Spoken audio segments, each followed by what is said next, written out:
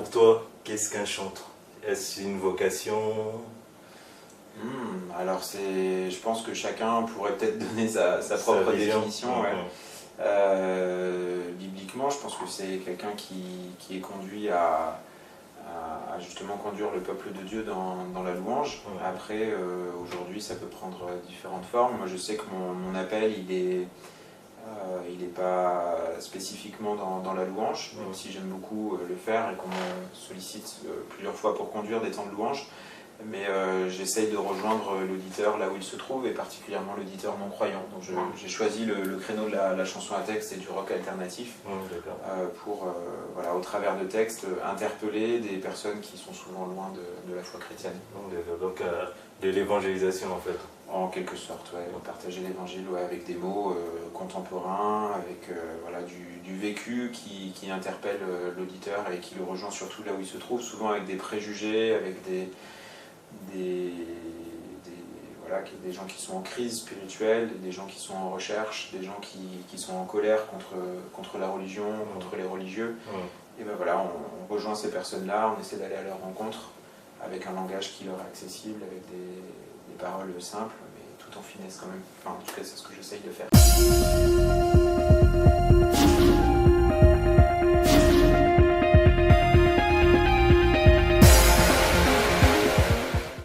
Johan Salva, bonjour. Bonjour Mao. Donc là, on est à l'interview gospel. C'est ça. Peux-tu te présenter rapidement? Oui, bien sûr. Je m'appelle Johan Salva, j'ai 31 ans, je suis marié et papa de 2 enfants.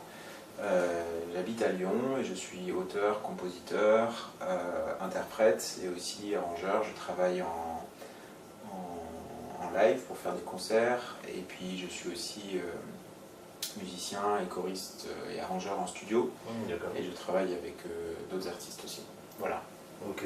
Et depuis quand chantes-tu?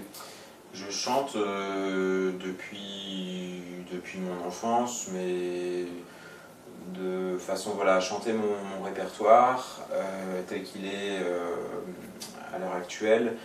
Ça doit être depuis que j'ai 18-20 ans, quelque chose comme ça. D'accord. 18-20 ans, d'accord. Et comment tu démarrais l'exercice du chant? J'ai démarré parce que je pensais avoir un appel pour cela, et cette conviction était aussi en lien avec des encouragements que j'avais reçus de la part de personnes de mon entourage. Donc c'est un petit peu comme ça que c'est venu, et puis j'ai été conduit à chanter, à écrire, composer. Donc après, de fil en aiguille, les choses se sont faites ainsi. Ouais. Ok. Que préfères-tu dans le domaine du chant? Qu'est-ce que je préfère? Je pense que c'est pouvoir associer 2 choses qui sont vraiment importantes dans ma vie. La musique d'un côté, donc avec le chant, et puis ma foi. Ma foi chrétienne. Du coup, je peux, au travers de la musique, exprimer ma foi, et c'est quelque chose d'important pour moi, un message que je veux faire passer, en étant simplement un témoin de ce que Dieu a fait dans ma vie. D'accord. Et est-ce qu'il y a des chantes que tu aimes bien écouter? Oui, il y en a plusieurs dans le milieu chrétien. J'aime beaucoup les musiques de Peggy Polito, une chanteuse du sud-est de la France, et qui fait aussi de la chanson à texte un petit peu comme moi. Et j'ai eu l'occasion de jouer avec elle et de chanter avec elle en duo sur mon dernier album. Et c'était voilà, une personne que j'admire beaucoup pour son talent, et que j'apprécie à écouter pour la finesse de ses textes. Après voilà, il y en a plusieurs autres aussi qui sont très bons, et que j'apprécie. Et pour toi, qu'est-ce qu'un chantre? Est-ce une vocation? Alors je pense que chacun pourrait peut-être donner sa propre définition. Bibliquement, je pense que c'est quelqu'un qui est conduit à justement conduire le peuple de Dieu dans la louange. Après, aujourd'hui, ça peut prendre différentes formes. Moi, je sais que mon appel, il est pas spécifiquement dans la louange, même si j'aime beaucoup le faire et qu'on me sollicite plusieurs fois pour conduire des temps de louange. Mais j'essaye de rejoindre l'auditeur là où il se trouve, et particulièrement l'auditeur non-croyant. Donc j'ai choisi le créneau de la chanson à texte et du rock alternatif pour, voilà, au travers de textes, interpeller des personnes qui sont souvent loin de la foi chrétienne. Donc de l'évangélisation en fait. En quelque sorte, ouais, partager l'évangile ouais, avec des mots contemporains, avec voilà, du vécu qui interpelle l'auditeur et qui le rejoint surtout là où il se trouve, souvent avec des préjugés, avec voilà, des gens qui sont en crise spirituelle, des gens qui sont en recherche, des gens qui sont en colère contre la religion, contre les religieux. Et ben voilà, on rejoint ces personnes-là, on essaie d'aller à leur rencontre avec un langage qui leur est accessible, avec des paroles simples, mais tout en finesse quand même. Enfin, en tout cas, c'est ce que j'essaye de faire. D'accord, ok. Quand tu étais un petit enfant, est-ce que tu voulais devenir chanteur ou pas du tout? Non, pas du tout, non. Non, je me souviens même plus de ce que je voulais vraiment devenir. Mais non, c'est quelque chose qui m'est venu assez tardivement. En fait, ça a rejoint un petit peu un appel à servir Dieu à plein temps. Et puis, petit à petit, j'ai été conduit à faire de la musique et à le servir à plein temps à travers de la musique. Donc, c'est comme ça que c'est venu. Mais ça s'est fait au fur et à mesure des années. Dieu a ouvert des portes, en a fermé d'autres. Donc, aujourd'hui, je suis là-dedans et je suis à plein temps. Et je suis reconnaissant envers Dieu de pouvoir vivre de ma passion, de mon appel, de mon ministère. Ministère qui m'a confié, hein, c'est pas le mien, c'est Dieu qui m'appelle à ça. Je le crois et je le vis comme ça. Amen, amen. Combien d'albums as-tu déjà fait? Alors j'ai sorti un premier CD de 3 titres qui s'appelle Les larmes du ciel en 2010. D'accord. Ensuite j'ai enchaîné avec un album en 2012, fin 2012, qui s'appelle Plus qu'un parfait. Alors l'imparfait est plus qu'un parfait.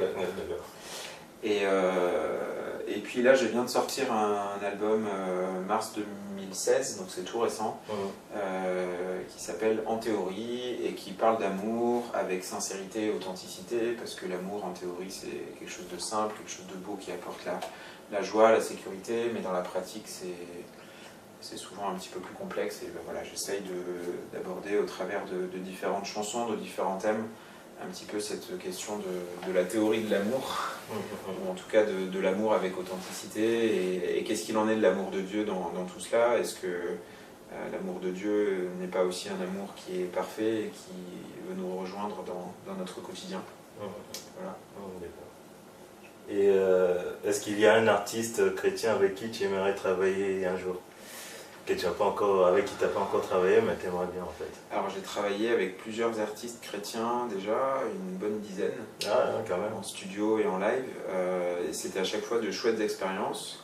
Alors un artiste chrétien avec qui j'aimerais travailler, je préfère pas citer de nom, il y a plusieurs univers musicaux que j'aime bien et pour lesquels j'aimerais bien laisser un petit peu de ma patte en studio ou en live. Après, je travaille avec les artistes selon les besoins, selon les occasions qui se présentent aussi. Donc il n'y a pas de nom qui ressortirait particulièrement.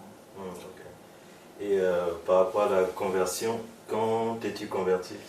Alors j'ai grandi dans une famille chrétienne. Ma mère s'est tournée vers Dieu quand j'avais 2 ans. D'accord. Et du coup j'ai grandi avec cette idée de Dieu, un Dieu qui m'avait créé, un Dieu qui m'aime, un Dieu qui m'a sauvé. Et puis un jour j'ai pris conscience que, c'était quand j'étais pré-ado à peu près, que c'était pas juste la foi de ma mère, mais que c'était ou la foi de mon église qui allait faire une différence dans ma vie, mais que c'était ma foi personnelle. Et du coup ce soir-là je me suis mis à genoux et j'ai décidé de confier officiellement ma vie à Dieu, même si j'avais fait énormément de pas avant. En fait ça a été le déclic. Mais comment écris-tu tes chants en fait? Avec un stylo. Avec un stylo, pas mal. ça peut aider. Ça peut aider. Et d'où te vient l'inspiration? Alors mon inspiration me vient de différentes choses, en fait des expériences de vie essentiellement, dans ma vie, dans la vie des autres, ce que j'observe dans le monde autour de moi, et puis dans mon imagination, j'invente aussi pas mal d'histoires, du coup à tel point que les gens ne savent plus forcément ce qui est de ma propre vie et ce qui est de l'histoire inventée. Et pour moi ça prouve que la chanson est relativement bien écrite quand on n'arrive plus à faire la différence, et bon, peu importe. Et puis aussi, je puise pas mal des thèmes de mes chansons dans ma foi et puis dans la Bible, ce livre qui m'inspire beaucoup, qui me fascine, qui me ressource, qui me permet d'aller plus loin et de découvrir un petit peu mieux qui est Dieu, parce que je crois qu'il se révèle dans la Bible et qui nous invite à entrer en relation avec lui. D'accord. Et justement, en parlant de la Bible, quelle place a la parole de Dieu dans ta vie et dans tes chants en fait? Alors dans mes chansons, je parle un petit peu de thèmes bibliques et je parle essentiellement de l'amour de Dieu. Un amour infaillible, un amour qui est prêt à se sacrifier pour montrer une belle preuve d'amour et de pardon aussi. Je crois qu'avec Dieu, l'amour ne va pas sans le pardon. Et la place de la Bible dans ma vie, j'essaie de faire en sorte qu'elle ait une très belle place, voire la première place. Après, si je suis honnête dans l'interview, je dirais que c'est pas facile de mettre tous les jours Dieu à la première place, mais j'essaye de mettre toutes les cartes de mon côté pour y arriver. D'accord. Voilà, c'est mon objectif en tout cas en tant que chrétien. Maintenant, j'essaye d'avancer comme je suis, avec mes qualités, mes défauts, avec ces défis que Dieu connaît. Et puis ça me permet d'être ressourcé et de pouvoir puiser dans la Bible aussi des conseils pratiques pour vivre au quotidien. D'accord. Et l'écriture d'un chant peut prendre combien de temps à peu près? À peu près, c'est très variable en fait. Ouais, ça dépend des chansons. Ça dépend des chansons. Il y a des chansons que j'ai dans la tête enfin je réfléchis un petit peu au sujet sans rien écrire pendant plusieurs jours ou plusieurs semaines, et puis quand je les écris en un quart d'heure c'est fait. Et puis il y a des chansons qui me prennent 2 ans, 3 ans et que je laisse dans les tiroirs et j'y arrive pas, je reprends et au final c'est pas une chanson extraordinaire alors que j'ai passé beaucoup de temps dessus, et puis une autre qui vient très naturellement va être très, très rapide à écrire, et puis ça va être vraiment quelque chose de percutant. C'est très variable en fait. C'est vraiment très différent et chaque chanson a son histoire et c'est ça qui la rend intéressante aussi. Exact. Et on arrive à parler de l'organisme Le Sel. Oui. Comment es-tu entré en contact avec cet organisme humanitaire chrétien? Oui, c'est une organisation protestante humanitaire en effet, et qui encourage les personnes en Occident et particulièrement en France, pour le sel, qui travaille avec Compassion Internationale, à parrainer des enfants dans les pays du Sud. Et j'ai été contacté par le sel en tant qu'artiste pour voir si je voulais pas faire la promotion quelque part ou la présentation du parrainage d'enfants, en tout cas du parrainage des enfants qui sont en attente de parrainage dans des centres d'accueil. Et ils m'ont contacté, j'y ai réfléchi, ça faisait un moment déjà que le parrainage trottait dans ma tête. Et aujourd'hui, avec ma femme, nous parrainons 2 enfants, une petite fille au Togo qui s'appelle Esther et qui a 10 ans, et un petit garçon en Éthiopie qui s'appelle Getaun et qui a 11 ans. Et on est très content du parrainage. J'ai eu l'occasion de rencontrer ma filleule au Togo, d'aller sur place et de voir que le parrainage faisait une différence dans la vie des enfants, et de voir aussi malheureusement malheureusement ou heureusement tout le travail qui restait à faire et tout le travail qui était fait, notamment dans les bidonvilles, et de voir que des enfants, des adultes certes, mais le sel travaille pour intervenir et changer la vie d'un enfant à la fois, et de voir qu'il restait un travail énorme à faire au niveau des enfants dans des pays d'Afrique, d'Amérique du Sud, d'Asie, et voilà, pas mal de pays dans lesquels le sel intervient. Et tu as fait ton clip La Même Étoile durant ce séjour, enfin ce travail humanitaire? Ouais, c'est ça. Oui, je suis allé quelques jours au Togo et on a enregistré, filmé ce clip-là sur une chanson que je venais d'écrire à l'aéroport de Casablanca, parce que moi je rentrais du Québec, d'une tournée au Québec. D'accord. Et ça a été vraiment une bonne expérience. D'accord. Et en fait, tu as l'air très à l'aise et détendu sur scène. Et est-ce que tu en fais souvent? Oui, je fais des concerts assez régulièrement, une bonne trentaine par an, quand on m'invite. Alors n'hésitez pas à visiter mon site internet www.yohansalva.fr, YOHANSALVAT, tout attaché, www.yohansalva.fr. Et puis vous pouvez me contacter pour organiser un concert. Je viens quand on m'invite, volontiers. Et est-ce que tu préfères faire du live ou travailler en studio?